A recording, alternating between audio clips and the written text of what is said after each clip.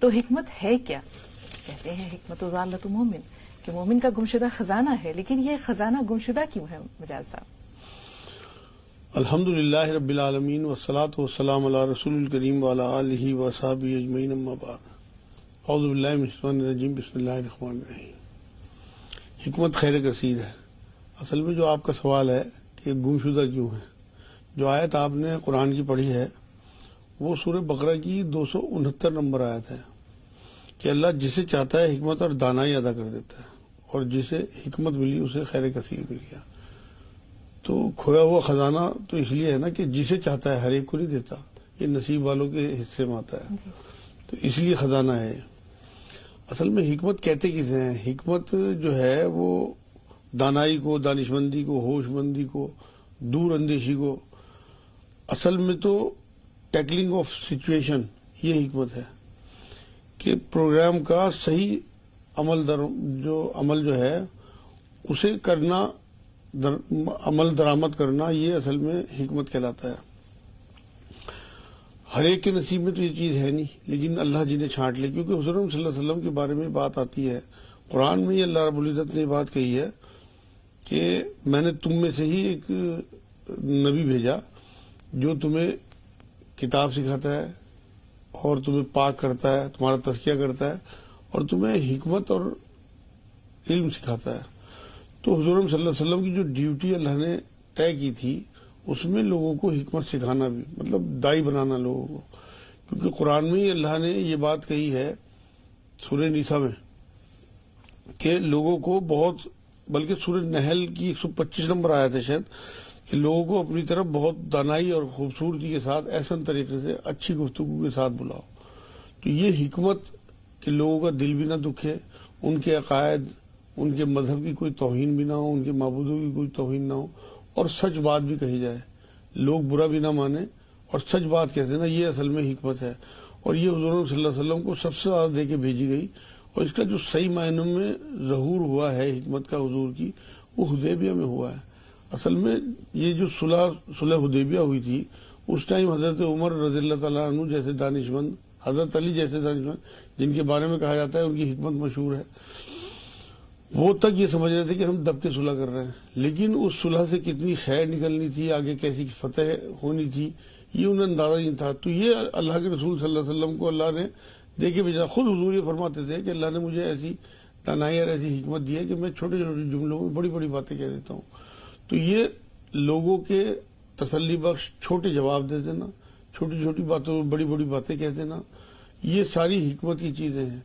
حکمت میں یہ بھی آتا ہے کہ آپ اپنے ارد گرد کے لوگوں کو کب کس سے کیا کام لینا ہے، کسے کہاں فٹ کرنا ہے، کس میں کیا صلاحیت ہے، اور کس سے کس طرح سے بات کرنی ہے، یہ ساری چیزیں آتی ہیں، اسی سے پھر خیر کثیر نکلتا ہے۔ یہاں ایک سوال ہے مجاز صاحب، کہتے ہیں کہ علم انسان کو یہ سکھاتا ہے کہ کیا کہنا ہے، حکمت یہ سکھاتی ہے کہ کب اور کہاں کیسے کہنا ہے۔ تو حکمت بھی ہر ایک کے، جیسے آپ نے کہا کہ اللہ تعالیٰ کچھ مخصوص لوگوں کو اس کے لیے چن لیتا ہے، بے شک ہر ایک کے بس کی بات نہیں کہ اسے ہم حکیم کہہ دیں۔ تو وہ لوگ، ان میں ایسی کیا خاص صفات ہوتی ہیں جن کی بنا پر اللہ ان کا انتخاب کرتا ہے یا انہیں حکمت عطا کی جاتی ہے؟ جیسے حضرت داؤد علیہ السلام کے بارے میں بھی اللہ تعالیٰ نے فرمایا ہے کہ ہم نے انہیں حکمت عطا کی اور فصل خطاب عطا کیا۔ تو یعنی کہ وہ اتنی خوبصورت انداز سے، دلنشیں انداز میں اپنی باتیں بھی کیا کرتے تھے، خوش الحان بھی تھے کہ جب وہ قرآن پاک کی تلاوت کرتے تھے تو چرند پرند، ہوا، سب چیزیں ساکت و صامت ہو جایا کرتی تھیں، اور اسی طرح اللہ تعالیٰ نے انہیں حکمت اور دانائی بھی عطا کی۔ تو یہ حکمت پیغمبروں کا ایک وصف ہے، عام انسانوں کے لیے حکمت کے کیا درجات ہیں؟ اصل میں تو بات یہ ہے، حکمت تو میرے حساب سے ایمان کا حصہ ہے، کیونکہ جب حضور کو مبعوث کیا گیا اسی کام کے لیے کہ لوگوں کو حکمت سکھائیں، تو یہ ایمان کا حصہ ہو گیا۔ خود حضور نے ایک بار یہ بات فرمائی تھی کہ مومن کی فراست سے ڈرو، وہ اللہ کے نور سے دیکھتا ہے۔ اصل میں فیصلے کرنے، آپ کو جو میں حضرت علی رضی اللہ تعالیٰ عنہ کا نام لے رہا ہوں، ایک بار ایسا ہوا کہ حضرت عمر رضی اللہ تعالیٰ عنہ کا خلافت کا زمانہ تھا، ایک کیس آ گیا کہ بچے بدلے گئے، ایک لڑکا تھا ایک لڑکی، اور دونوں مائیں گئی تھی جی میرا لڑکا، مطلب کوئی تیار نہیں تھی ماننے کے لیے۔ بڑے پریشان حضرت عمر، کس طرح سے ثابت کریں، نوولود بچے، شکلیں بھی ایک سی ہوتی ہیں، کوئی پہچان ہی نہیں پاتا۔ حضرت علی کو بلایا گیا، حضرت علی کو جب یہ پوری بات بتائی، انہوں نے کہا دونوں ماؤں کا دودھ نکال لو، اور دودھ نکال کے وزن کر لو. وزن جو کیا تو ایک ماہ کا دودھ دگنے وزن کا تھا. مطلب مان لو 1 کپ دودھ نکالا تو اس کا وزن دگنا اور اس کا ہلکا. تو بڑے حضرت عمر رضی اللہ تعالیٰ عنہ بڑے تعجب میں کہنے لگے علی یہ کیا بات کہ جو اللہ مرد کا حصہ وراثت میں دگنا رکھتا ہے وہ ماں کے دودھ میں بھی اس کا دگنا حصہ رکھتا ہے. سبحان اللہ. اور یہ جو حکمت کی بات انہوں نے کہا اصل میں تو یہ ہے اللہ کے نور سے دیکھنا. فیصلہ کن ہمارے ہاں تو حکیم کہتے ہیں دوا دینے والے کو. اصل میں حکیم جو ہوتا ہے وہ اپنے فیصلے سناتا ہے صحیح. وہ اللہ کی کتاب اور رسول اللہ صلی اللہ علیہ وسلم کی تعلیمات حضور کی تعلیمات کو ہی قرآن نے حکمت کی باتیں کہا ہے. عورتوں کو سورہ احزاب میں یہ بات کہی ہے کہ تمہارے گھر میں جو اللہ کی آیتیں پڑھی جاتی ہیں یا حکمت کی باتیں یعنی کہ حضور کی حدیثیں پڑھی جاتی ہیں انہیں یاد رکھا کرو. ان پہ مطلب عمل و درآمد کرنے کا اصل معاملہ جو ہے وہ حکمت ہے. تو ہمیں اپنی زندگی میں اپنے ایمان کا حصہ سمجھنا چاہیے حکمت کو.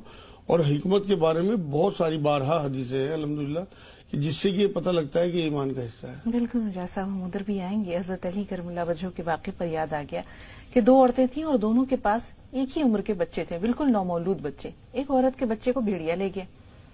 اب جس کے بچے کو لے گیا اس کی نیت خراب ہو گئی. وہ امیر المومنین حضرت عمر کے پاس پہنچی, حضرت علی کرم اللہ وجہہ کے پاس پہنچی اور کہا کہ یہ میرا بچہ ہے. دوسری کہے یہ بھی میرا بچہ ہے. اب ہو کیا تو حضرت علی نے کہا کہ ٹھیک ہے ایسا کرو کہ اس بچے کو آدھا آدھا کاٹ کر دونوں کے حوالے کر دو. تو جو اصلی ماں تھی اس نے کہا کہ نہیں مجھے بچہ نہیں چاہیے, یہ اسی کو دے دیجئے. انہوں نے کہا یہی اس کی ماں ہے, کیونکہ ماں کے دل میں ممتا ہوتی ہے, اپنے بچے کو کٹتے ہوئے نہیں دیکھ سکتی. وہاں اصل میں تو بات یہ ہے نا وہ فیصلہ کرنا. حضور صلی اللہ علیہ وسلم کے پاس حضرت جابر رضی اللہ تعالیٰ عنہ آئے کہ حضور میرے پاس باغ ہیں اور میں دینا چاہتا ہوں ساری جائیداد اپنی اللہ کی راہ میں. جب وہ آیت آئی تھی نا کہ لن تنالوا البر, ہاں تو وہ وہاں پہ جب حضور صلی اللہ علیہ وسلم کے پاس وہ آئے تو انہوں نے یہ حکم دیا کہ 33% دو, اور یہ بھی زیادہ ہے. اور جب ایک بار جہاد کی کال کی اور اس میں حضرت ابوبکر صدیق پورا کا پورا مال لیا, ان سے پورا لے لیا.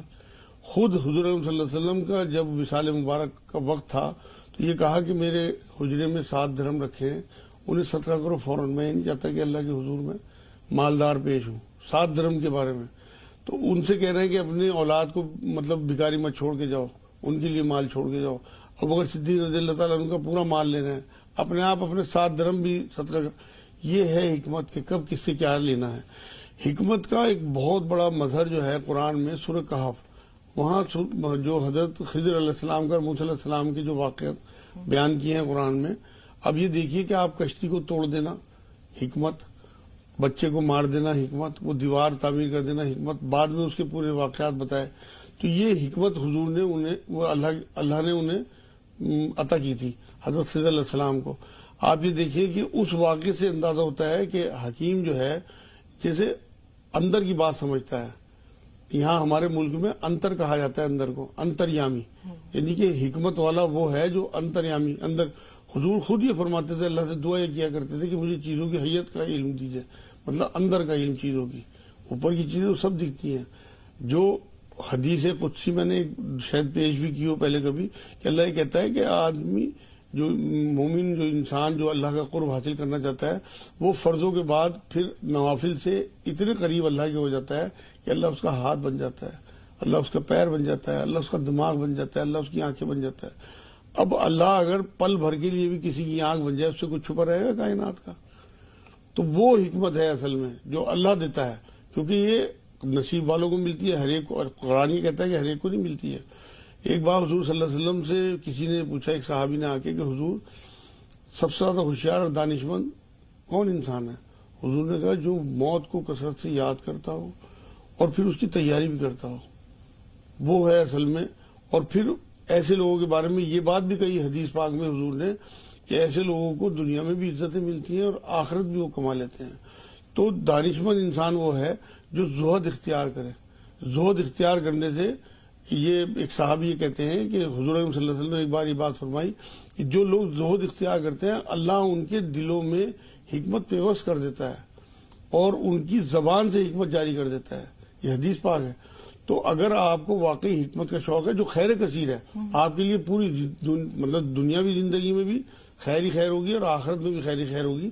تو جو لوگ بھی آپ کو عام سے دکھتے ہیں لیکن اللہ رب العزت کی طرف سے اگر انہیں خیر کثیر مل جائے، حکمت مل جائے، تو ان کی زبان سے اللہ حق جاری کرتا ہے اور وہ لوگوں کے دلوں کو لگتا ہے، وہ بات بھی کہتے ہیں، لوگ خوش بھی ہوتے ہیں اس بات۔ بالکل مجاز صاحب، یہ دیکھیں کہ حکمت جو ہے مومن کا گمشدہ خزانہ ہے، جہاں ملے اسے حاصل کرو، پالو۔ ہم یہ سوچتے ہیں کہ اگر کوئی بچہ کوئی بات کہہ رہا ہے اور پتے کی بات کہہ رہا ہے، ہم کیسے مان لیں؟ ہماری انا پر حرف آتا ہے، حتک ہوتی ہے کہ چھوٹے بچے سے ہم سیکھیں گے، جبکہ ایسا نہیں ہے۔ حکمت کے لیے اللہ نے نہ کوئی عمر رکھی ہے، نہ جنس کی کوئی قید ہے، نہ زمان و مکان کی ہے۔ بہت سی باتیں ہیں جو آج سے پہلے 1450 سال پہلے جب رسول پاک نے بیان کی، قرآن پاک میں ہے، ان کی افادیت، ان کی معنویت، ان کا ریلیونس آج بھی برقرار ہے۔ تو اگر کوئی اب ہم اس طرف آ رہے ہیں کہ گمشدہ خزانہ ہے، اسے پائیں تو کیسے پائیں؟ اور اگر کوئی چھوٹا بچہ ہے جیسے کوئی صحیح بات بتا رہا ہے تو اسے مان لینے میں کیا؟ نہیں، کوئی حرج نہیں ہے، بالکل۔ آپ کو جب آپ خود ہی حدیث پاک پیش کر رہی ہیں کہ گمشدہ خزانہ ہے، جہاں سے ملے لے لو، مومن کو حکم ہے، تو اس میں تو عمر کی قید ختم ہو گئی۔ اصل میں اگر کسی کو حکمت کا شوق ہو، پانے کا، دانائی کا، دانشمندی کا، ہوشیاری کا، تو وہ حضور کی حدیثیں پڑھے، کیونکہ قرآن نے جگہ جگہ یہی بات کہی ہے۔ حضور جہاں جہاں حکمت کو کہا ہے نا کہ ہم نے اپنی آیتیں اتاری اور حکمت کی باتیں اتاری، وہاں تمام علماء دین کا متفق ہے، یہ مطلب بالکل طے ہے معاملہ کہ یہ حدیثوں کے بارے میں کہا اللہ نے۔ حضور صلی اللہ علیہ وسلم پہ صرف وہی جو ہے وہ قرآن کی نہیں آتی تھی، بلکہ حدیث قدسی اور حضور اکرم صلی اللہ علیہ وسلم کی خود حدیث ہے، کیونکہ قرآن ہی یہ بات کہتا ہے کہ اپنی طرف سے کچھ نہیں کہتے، بلکہ جو ہم انہیں حکم دیتے ہیں، جو ہم کہنے کو کہتے ہیں، وہی آگے بڑھا دیتے ہیں۔ تو اللہ کے رسول صلی اللہ علیہ وسلم کی جو احادیث ہیں وہ بھی اللہ کے حکم سے ہی ان کی زبان سے جاری ہوئی ہیں، تو وہ ساری حکمت کی باتیں ہیں، کیونکہ انہیں سب سے بڑے حکیم حضور صلی اللہ علیہ وسلم ہے، ان کی ڈیوٹی تھی کہ وہ ہمیں حکمت سکھا کے جائیں۔ تو اب حضور صلی اللہ علیہ وسلم تو پردہ فرما گئے، تو اب جو ان کی 63 سال کی زندگی میں جتنی بھی باتیں ہیں، ان کے جتنے بھی عمل ہیں، جتنے بھی قول ہیں، جتنے بھی حکم ہیں، جتنی بھی ہمارے تزکیہ کرنے کی چیزیں ہیں، وہ سب حکمت کی باتیں ہیں۔ اگر کسی کو واقعی حکیم بننے کا شوق ہو اور حکمت کی باتیں سیکھنی ہو، آپ یہ دیکھیں نا کتنا پسند ہے اللہ کو حکمت کا معاملہ، کہ جو حکیم لقمان کا آپ ذکر کر رہی ہیں، پوری قرآن کی سورت اتار دی، آپ اس سورت کو پڑھیں۔ ان کی جو اپنے بیٹے کو نصیحتیں ہیں، ایسی حسین نصیحتیں ہیں کہ ایک باپ اپنے بیٹے کو اس سے بڑی وراثت کیا دے کے جا سکتا ہے، جو انہوں نے باتیں کہی ہیں اپنے بیٹے کو۔ کبھی موقع ہوا پورا پروگرام انشاءاللہ انہی نصیحتوں پہ کروں گا، اور کیا کیا اس میں انہوں نے باتیں کہی ہیں، اور کس طرح سے پوری زندگی گزارنے کا ایک مومن کو پورا چارٹ دے دیا کہ اس طرح زندگی گزارو اپنے بیٹے کے ذریعے۔ تو اللہ نے رسول کے ذریعے جو جو چیزیں بتائی ہیں، اب آپ یہ دیکھیے کہ حضور صلی اللہ علیہ وسلم کو حکمت کیسی دی تھی۔ جنگ احد کے آپ کو بہت مشہور واقعہ ہے کہ جاتے ہی حضور صلی اللہ علیہ وسلم نے 70 صحابہ کو ایک درے پہ کھڑا کر دیا، یہاں سے اندیشہ تھا، یہ تھی دور اندیشی، آنے والے آفت کا اندازہ۔ اس درے سے صحابہ ہٹے، جو جیت تھی وہ شکست میں بدل گئی۔ جنگ بدر کا جو میدان چننا تھا وہ حضور صلی اللہ علیہ وسلم کی حکمت کا ایک نتیجہ تھا۔ آپ یہ دیکھیے کہ حضور کی حکمت کے بے انتہا معاملے ایسے ہیں کہ حضور سے کسی نے یہ سوال پوچھا کہ حضور سب سے بڑی نیکی کیا ہے؟ فرمایا 5 وقت کی نماز ہے۔ کسی اور نے پوچھا کہ سب سے بڑی نیکی کیا ہے؟ کہ اپنے ماں باپ کی خدمت۔ مطلب الگ ایک ہی سوال کے الگ الگ جواب، سامنے والے کی صلاحیت، سامنے والے کا مزاج، سامنے والے کا ماحول، سامنے والے کی عادت، یہ ساری چیزیں حضور صلی اللہ علیہ وسلم کے ذہن میں ہوتی تھی۔ اب یہ چیزوں کو اپنے ذہن میں رکھنا، سامنے والے کے حساب سے جواب دینا اور مطمئن جواب دینا، چھوٹا جواب دینا، یہ ساری حکمت کی چیزیں ہیں۔ قرآن پاک میں جگہ جگہ تفکر اور تدبر دونوں کا ذکر ملتا ہے مجاز صاحب۔ حکمت کے لیے، دانائی کے لیے انسان کو تھوڑا خاموش رہنا، غور و فکر کرنا یہ بہت ضروری ہے۔ من سمت نجا، جو خاموش رہا اس نے نجات پالی۔ تو ہم یہ دیکھتے ہیں کہ تدبر کے لیے، تفکر کے لیے، غور و فکر کے لیے انسان کو تنہائی بھی ضروری ہے اور خاموشی بھی ضروری ہے۔ تو خاموشی میں کس طرح عافیت ہے اور خاموشی میں کیا حکمت ہے؟ کہ کہتے ہیں کہ جو خاموش رہا اسے بولنا آ گیا، تو خاموشی کچھ کہتی ہے؟ بالکل کہتی ہے۔ اصل میں تو بات یہ ہے نا، آپ یہ دیکھیں سب سے کم کون بولا ہے پوری کائنات میں؟ اللہ میاں۔ سب سے بڑا حکیم بھی وہی ہے، حکمت دینے والا بھی وہی ہے۔ تو یہ تو آپ نے بہت اچھی طرح اشارہ کیا ہے کہ خاموشی اپنے آپ میں ایک حکمت ہے۔ اگر آپ کو اللہ سے جوڑ لگانا ہے، اللہ سے رجوع کرنا ہے، اللہ کا قرب حاصل کرنا ہے، تو اللہ کی سنتوں پہ چلیں۔ اللہ کائنات میں کتنا بولا ہے آپ دیکھ لیں۔ قرآن ہی کہتا ہے موسیٰ علیہ السلام سے بات کی، حضور صلی اللہ علیہ وسلم سے معراج میں بات کی، ورنہ خاموش ہے، دیکھتا رہتا ہے سارا کچھ. تو آپ جتنا خاموش ہو جائیں گے آپ اتنے بڑے حکیم ہو جائیں گے، چیزوں کو سمجھنے لگیں گے، غور و فکر آپ کے اندر آ جائے گا. اصل میں بولنے والا جو بہت زیادہ بولنے والا انسان ہے وہ غور و فکر نہیں کر پاتا. تو اپنی تنہائی میں خاموشی کے ساتھ آدمی پڑھا رہے اور سوچتا رہے اس یونیورس کے بارے میں، اپنے اللہ کی صفات کے بارے میں کہ اس نے کس طرح سے کیسی کیسی چیزیں بنا دی، یونیورس میں کیسی کیسی ڈسکوریز ہو رہی ہیں ان کے بارے میں، تو اللہ کی شکر گزاری اس کے دل میں آئے گی، تھینکفل فیلنگ کہ اللہ نے ہمیں ایسی ہوا دی، ایسی کائنات دی، ایسی روشنی دی، ایسا سورج دیا، ایسا کھانا، اس کی دی ہوئی زندگی. اصل میں تو اس کی دی ہوئی ایک ایک چیز جو ہے وہ ہمارے لیے حکمت کا مظہر ہے. تو ہم اگر خاموش رہیں گے، کم بولیں گے، تو لازمی بات ہے کہ ہم غور و فکر کی طرف جائیں گے اور اللہ سے ہمارا تعلق بڑھے گا. بالکل. مجاز صاحب راشدہ صاحبہ سے بات کرتے ہیں، موقع ملا تو انشاءاللہ باقی باتیں بھی ہوتی رہیں گی. جی راشدہ صاحبہ فرمائیے کیا سوال ہے آپ کا؟ راشدہ صاحب ہم سن پا رہی ہیں؟ جی ہاں ہلو آپ لوگوں ہلو. جی بہن سن رہے ہیں آپ کو، فرمائیے. جی ہاں میرے 3 سوال ہیں مولوی صاحب سے. ہاں پہلا سوال. پہلا سوال تو یہ ہے، ہماری مامی کا مطلب بچے دانی کا آپریشن ہوا ہے، تو ان کو پیشاب اتنا لگتا ہے کہ وہ پریشان ہے پیشاب سے، بہت پیشاب آتا ہے ان کو. دوسرا سوال. بچے کو ان کا مانگو. دل بھی دکھتا ہے، ہاتھ پیر بھی بہت دکھتے ہیں. دوسرا سوال یہ ہے مطلب ہے نا، سینے کے اندر جو کالے دھبے آ جاتے ہیں نا، وہ دھبوں کے بارے میں کوئی دوا دونوں اس کے لیے پوچھنا ہو. اور ایک دمے کے بارے پوچھنا ہے. مولوی صاحب دمے سانس چلتا ہے بہت، میرے شوہر کا سوال بہت چلتا ہے. سینے پہ جو دھبے ہیں ان میں خارش تو نہیں ہے؟ سوال کے جواب دے دو. راشدہ صاحبہ مجاز صاحب آپ سے کچھ دریافت کر رہے ہیں، غور سے سنیے ذرا. بہن سینے پہ جو دھبے ہیں ان میں آپ کو کھاج تو نہیں آتی؟ مطلب ٹی وی کی بیماری بتائیے. اچھا وہ تو اس میں. دوسرے وہ جو پیشاب کا مسئلہ ہے وہ ماں کا ہے یا بچے کا ہے؟ ماں کا. جی ماں کو زیادہ ماں پیشاب کو ہوتا ہے؟ ماں کو آتا ہے. جی ایک کالر ہے حیدرآباد سے. جی بہن اپنا نام بتائیے. بہن ہمیں سن پا رہی ہیں آپ؟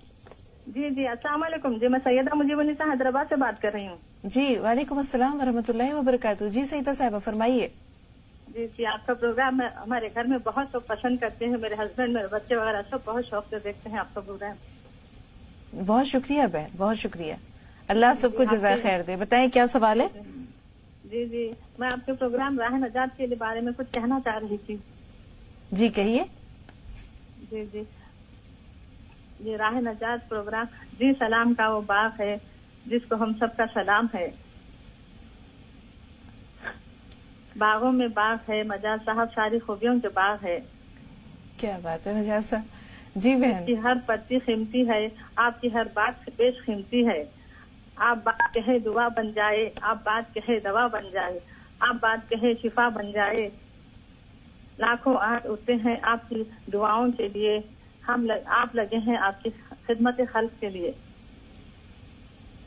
بہت شکریہ بہن، بہت شکریہ. ذرا نوازی کا مجاز صاحب کی طرف سے بھی ہم شکریہ ادا کرتے ہیں. اللہ تعالیٰ آپ سب کو جزائے خیر دے اور بہت شکریہ کال کرنے کے لیے. مجاز صاحب یہ جو سوالات ہمارے پاس ہیں بہن نے لکھوائے ہیں کہ وہ بار بار ان کو پیشاب آتا ہے.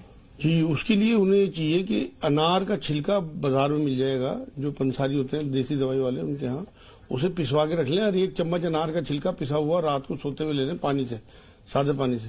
اور 5 دانے پستہ کے، سادہ پستہ جو حلوائی ڈالتے ہیں برفی میں، سادہ پستہ 5 دانے رات کو سوتے ہوئے کھا لیں. ان ربی علی کل شیء حفیظ اور سبحان اللہ کی تسبیح پڑھیں. ان ربی علی کل شیء حفیظ 1 تسبیح اور سبحان اللہ 3 تسبیح. انشاءاللہ تعالیٰ پیشاب ٹھیک ہو جائے گا. جی ہاتھ پیروں میں تکلیف ہے؟ اس کے لیے کوٹ مٹی، مہندی پتہ اور کلونجی پسوا کے رکھیں اور آدھا چمچ کھانے کے بعد تینوں ٹائم لیں. اور سینے میں بھی دھبے بتا رہی تھی، پھیپڑوں میں دھبے سے مراد ہے ٹی بی کا. اس کے لیے 3 کاجو کھایا کریں اور 1 چمچ شہد گرم پانی میں صبح شام. اور اگر انہیں کھانسی ہوتی ہو تو شہد میں زیتون کا تیل آدھا چمچ ملا لیا کریں. 1 چمچ شہد، آدھا چمچ زیتون کا تیل، 1 گلاس گرم پانی میں صبح شام لیں. اور اپنے برتن کچھ دنوں کے لیے الگ کر لیں اگر ٹی بی ڈائگنوز کی ہو ڈاکٹر نے. انشاءاللہ تعالیٰ 40 دن کے لیے یہ عمل کر لیں جو میں نے دوائی بتائی ہے. انشاءاللہ ٹی بی ختم ہو جائے گی ہمیشہ کے لیے. یا رحمان یا رحیم یا اللہ 300 بار اور 40 بار آیت کریمہ لا الہ الا انت سبحانک انی کنت من الظالمین. اگلے سوال کے لیے بہن تھوڑا سا انتظار، دمے کے بارے میں بھی مجاز صاحب ضرور بتائیں گے. شاہین سے بات کر رہے ہیں، لکھنؤ سے ہمارے ساتھ ہیں. جی شاہین بتائیے کیا سوال ہے؟ शाहीन, हमें सुन पा रही हैं आप? हेलो, जी भाई। हाँ महमूद अली बोल रहे हैं, शाहीन के शोहर। जी भाई, इस्तकबाल है आपका महमूद भाई, फरमाइए क्या जी। सवाल है? हम हकीम साहब से पूछ रहे हैं। हाँ, हाँ, हम ये पूछ रहे हैं हकीम साहब से कि हमें शुगर हो गया है, कोई ऐसी दवा बता दें जो हम ठीक हो जाए और वैसी दवा ना खानी पड़ेगी। ठीक है जी जी। जी। शुगर के लिए मैंने कल भी नुस्खा बताया था, आप साथ नाज़रीन नोट कर लें और अपने तमाम रिश्तेदारों में ये नुस्खा बताएं जिन जिनको शुगर है। 100 ग्राम जौ, 100 ग्राम गेहूं, 100 ग्राम खाने का गोंद, 100 ग्राम कलौंजी 5 गिलास पानी में खूब अच्छे से पकाए। पक के जब वो 4 गिलास रह जाए तो कांच की बोतल में भर लें। उसे बचे हुए सामान को दोबारा पकाए 3 गिलास पानी में। जब पक के 2 गिलास रह जाए तो उसे भी उसी बोतल में भर लें, दूसरी बोतल में। और 1 कप रोज सुबह को निहार मुंह उठते ही पी लिया करें 10 दिन तक, और 10 दिन के बाद 1 दिन छोड़ के पिए। ये 1 महीने चलेगा, इंशाल्लाह आपकी शुगर कंट्रोल आ जाएगी। 1 महीने के बाद जब आप चेक करें शुगर नॉर्मल हो तो 2 चने के बराबर एलवा सुबह को निहार मुंह खा लिया करें रोज। वो कड़वा होता है, हलक में रखते ही पानी पी लिया करें। इंशाल्लाह शुगर बिल्कुल नॉर्मल रहेगी, बाजार की दवाई नहीं खानी पड़ेगी। मिठाई और फलों का परहेज है। और या रहमान या रहीम या अल्लाह 300 बार, ला इलाहा इल्ला अंता सुब्हानक इन्नी कुन्तु मिनज़ ज़ालिमीन 40 बार, और रब्बी अदखिलनी मुदखला सिद्क़ीन वाली जो आयत है सूरह बनी इसराइल की 80 नंबर आयत, ये 41 बार पढ़ें। इंशाल्लाह शुगर कंट्रोल में रहेगी बिल्कुल। बिजनौर से शमा, फरमाइए बहन क्या सवाल है आपका? शमा साहिबा, हमें सुन पा रही हैं आप? जी हेलो, अस्सलाम वालेकुम। वालेकुम अस्सलाम। वालेकुम। जी बहन, मैं मौलाना साहब से बात करनी थी। सुन रहे हैं जी, आपको, बताइए सवाल मुझे। बताइए। हमारे ना एकदम रात को ना हमारे सोते सोते ऐसा हुआ, हमें सर्दी बहुत चल रही है। सर्दी हो गया, ऐसा लगता है जैसे हाथ भारी हो गया ऐसी ना।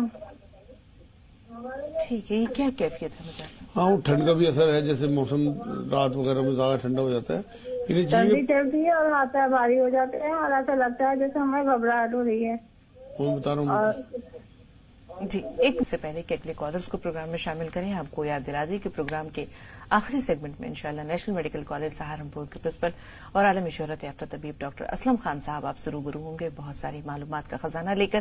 तो प्रोग्राम देखते रहें। 2 कॉलर्स हैं, उनसे बात कर रहे हैं। नजर भाई पहले आपसे मुखातिब हैं, शगुफ्ता साहिबा थोड़ा सा इंतजार। जी नजर भाई, सवाल बताइए। अस्सलाम वालेकुम। वालेकुम अस्सलाम। अस्सलाम रहमतुल्लाह। जी, आपसे दुआ की दरखास्त है एक तो। और मेरे 3 सवाल हैं, जरा थोड़ा ध्यान सुनिएगा भाजी जरा। हाँ, एक हाँ। पहला सवाल तो ये कि मेरी तबीयत जो अब करीब 1 महीने से सांस से फूलने लगा है, मतलब खांसी रहती है सुबह, जब मैं उठता हूँ सुबह को तो खांसी रहती है। ठीक है, दूसरा? हाँ, सुबह को उठता हूँ खांसी रहती है। दूसरा सवाल ये है कि हमारे रिश्तेदार हैं, उनका जो घुटनों का जो राला है वो बता रहे हैं, वो हमारी साथ है, उनके जो घुटनों का राला खत्म हो चुका है।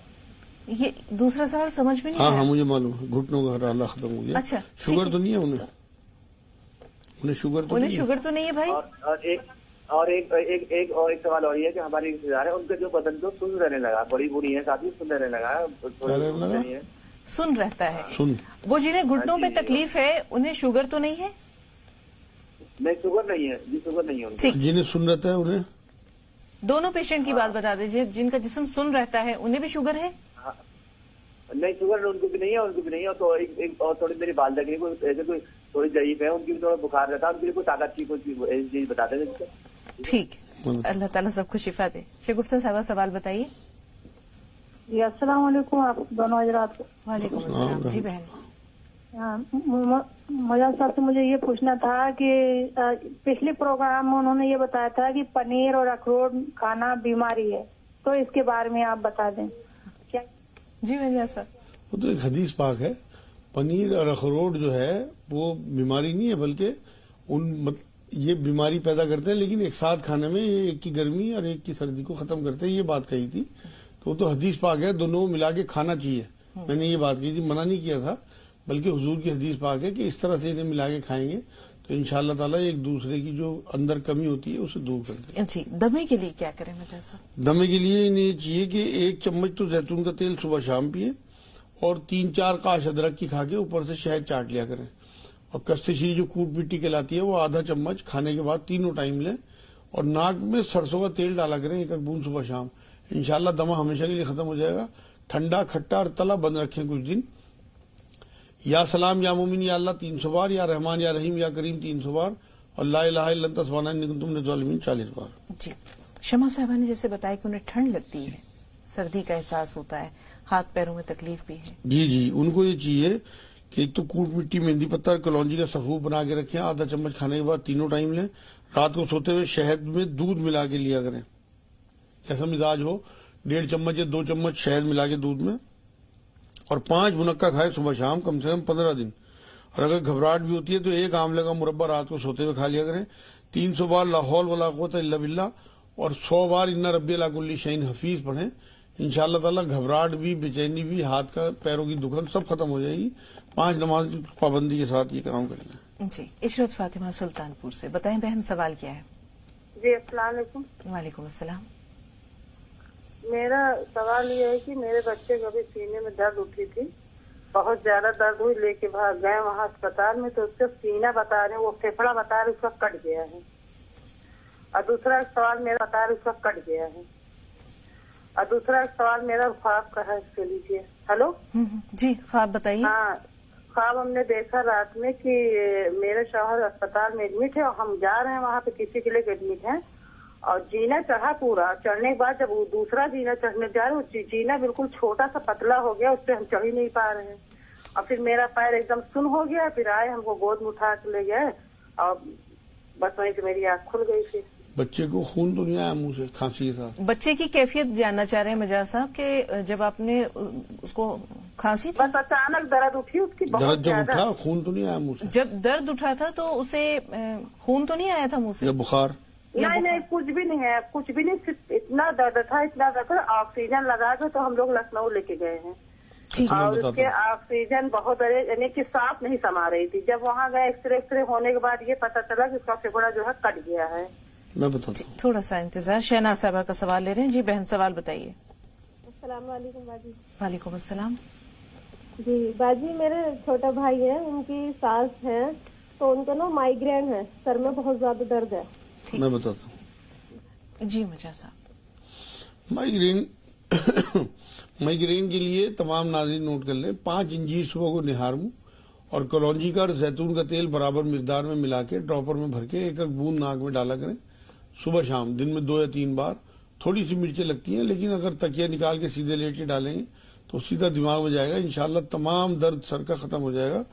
اور یا سلام یا اللہ کم سے کم 1000 بار پڑھیں.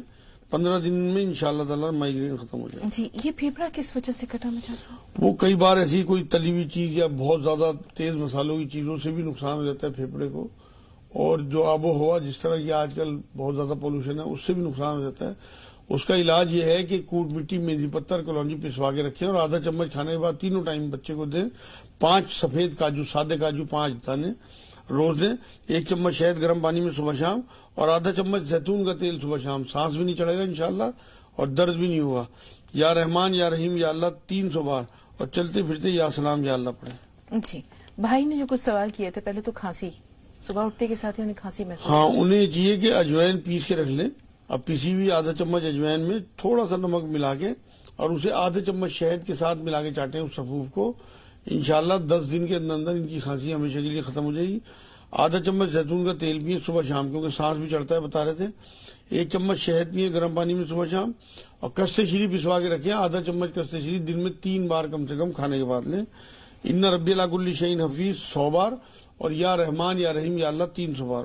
جی گھٹنوں میں جو رالا ختم ہو گیا اس کے لیے 1 چمچ زیتون کا تیل رات کو سوتے ہوئے پینا ہے.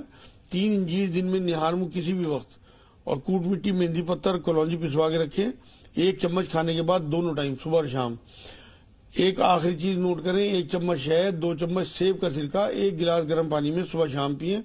یا سلام یا اللہ کم سے کم 300 بار پڑھ کے ایک ہاتھ پہ پھونک ماریں، سیدھے ہاتھ پہ الٹے گھٹنے پھیر لیں، الٹے ہاتھ پہ پھونک ماریں، سیدھے گھٹنے پھیر لیں. صبح شام 300 بار پڑھ کے انشاءاللہ تعالیٰ گھٹنوں میں درد ختم ہو جائے، رالا بن جائے گا دوبارہ. جی بقیہ سوالوں کے لیے تھوڑا سا انتظار. بھائی انور بھائی سے بات کر رہے ہیں، یہ مجاز صاحب کے شہر سے بول رہے ہیں. جی سہارنپور سے بول رہے ہیں، فرمائیے بھائی. السلام علیکم. وعلیکم السلام ورحمۃ اللہ وبرکاتہ. جی ویسے تو یہ راہ نجات پروگرام دیکھتے ہیں تو اس میں ہمیں بہت کچھ مل جاتا ہے ایسے ہی. باقی ایک بار انہوں نے بتایا تھا کہ میتھی اور کلونجی کو کوٹ کے باریک کر لیں. جی تو जी, तो वो मेथी कलौंजी कूट के बारीक कर ली, उसमें हींग बतलाया था इन्होंने 5 ग्राम, वो भी डाल दिया। तो डॉक्टर असलम साहब ने बतलाया था कि मेथी अगर ये कलौंजी अगर कूट के खाते हैं तो वो मतलब एक लिसने वाली शिकायत आती है, तो उसे कूटे या साबुत ले ली, किस तरह करें, ये पूछना था। जी, क्या करें नजाज? कलौंजी को और मेथी बीज इन्हें मैंने बताया था कि इन्हें पीस लें बराबर मिकदार में और उसमें थोड़ी सी हींग मिला के और इसे 3 सफूफ बना लें। ये गैस के लिए मुफीद चीज है। कलौंजी का अलग अलग इस्तेमाल है, जो डॉक्टर असलम साहब ने साबुत बताई होगी उसकी अलग हिकमतें हैं। किसी भी चीज के लिए अब साबुत कलौंजी अगर ब्लड प्रेशर वाले खाएंगे तो उनका ब्लड प्रेशर बढ़ जाएगा। ये पीस के अगर खाएंगे तो उसका जो ब्लड प्रेशर बढ़ाने की वो उसके अंदर सलाहियत है वो खत्म हो जाएगी। तो आप पीस के खाएं, जिस तरह मैं बता रहा हूँ। अगर आपको गैस बनती है, आपने शायद गैस के लिए मेरे से पूछा होगा या वजन कम करने के लिए, ये दोनों चीजों में इस तरह काम करती है कि पिसी हुई कलौंजी और पिसी हुई मेथी बीज और उसमें थोड़ी सी हींग मिला लें। 100 ग्राम ये ले लें, 10 ग्राम हींग ले लें, सफूफ बना के रखें, आधा चम्मच गर्म पानी से सुबह शाम खा लें। फालतू की चर्बी खत्म हो जाएगी इंशाल्लाह, गैस भी नहीं बनेगी। जी, सलीम भाई दिल्ली से फरमाए, क्या सवाल है आपका? हमें सुन पा रहे हैं सलीम भाई?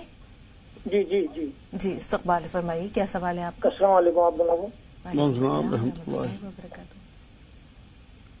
बाजी, एक तो आपकी जो कहने का अंदाज है, आप बहुत कुछ दीन के बारे में जानती हैं, आप दुनिया को दे रही हैं, आपको बहुत बहुत मुबारक। आप ऐसे ही सुनाते रहिए।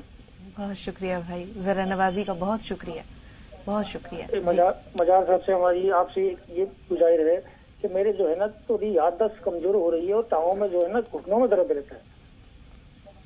ठीक है, याददाश्त और घुटनों में दर्द दोनों का मसला है मजार साहब। हाँ, याददाश्त के लिए ये करें कि 41 बार सूरह फातिहा पढ़ के बिस्मिल्लाह के साथ बावजू और सौंफ दम करके रख लें और आधा चम्मच सौंफ 3 टाइम दिन में कम से कम 4 बार, 3 या 4 बार खाएं।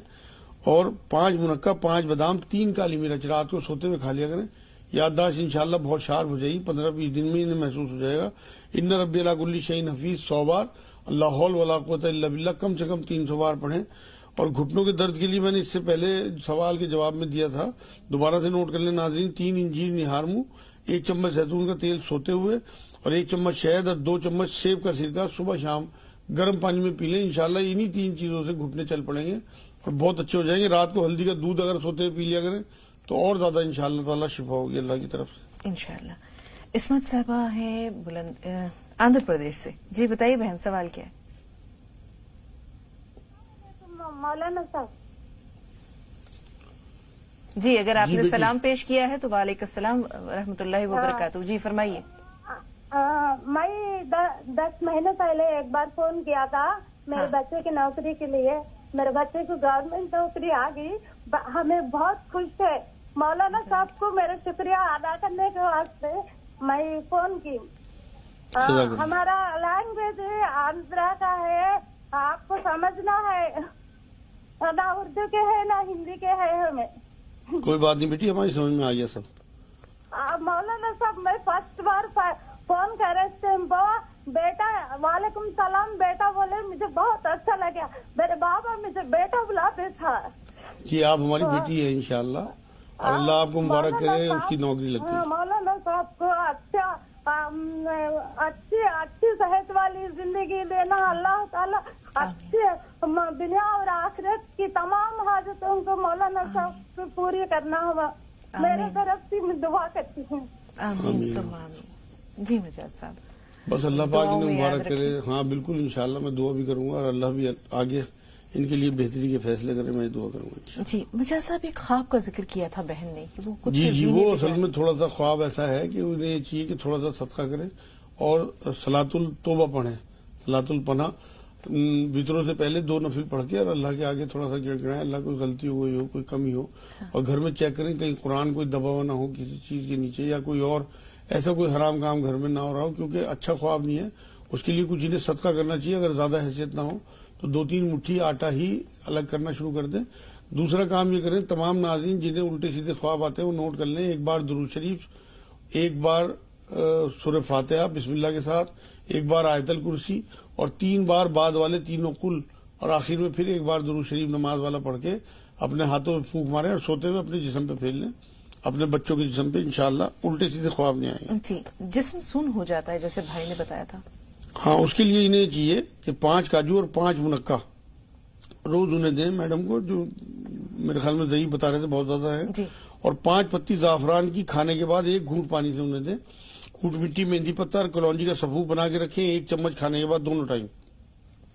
اور یا سلام یا اللہ انہیں کہہ دیں کہ 1000 بار روز پڑھیں, انشاءاللہ اللہ کی طرف سے سلامتی اترے گی. جی, تھوڑا سا انتظار, ایک آخری سوال بھی بھائی آپ کو ضرور شامل کریں گے. سلیم بھائی سے بات کر رہے ہیں, جودھ پور سے ہمارے ساتھ ہیں.